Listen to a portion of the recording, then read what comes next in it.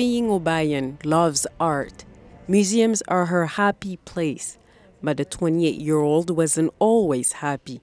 8 years ago, she suffered from a severe mental breakdown. She still remembers how terrifying it was.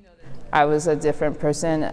I just kind of lost sight of reality every once in a while. She was living away from home in BC, and she was registered in a demanding college program.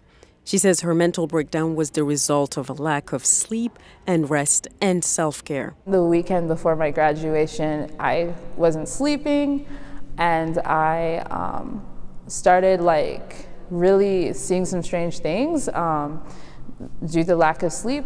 Obayan is doing better now. She wants people to talk more about mental health. Now, she and others are sounding the alarm about the state of mental health in Black communities across the country and how little is known about it. They are urging action in the form of culturally appropriate services. People do not talk about it openly, so they won't tell it to anyone.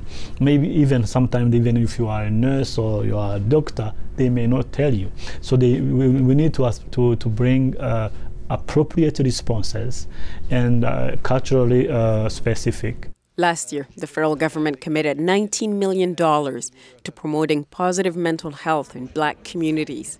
The Saskatchewan Health Authority doesn't specify if it has culturally adapted mental health services for Black people. It says it has services for patients from all communities.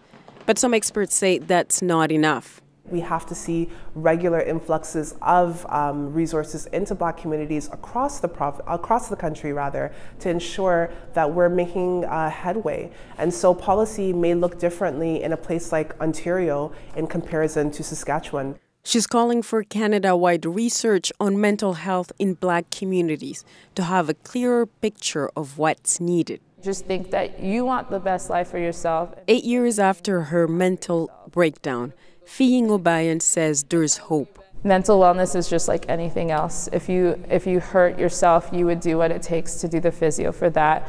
Take care of your mind. And she's hoping that by sharing her story, others will be inspired to take care of themselves too. Omera Isa, CBC News, Saskatoon.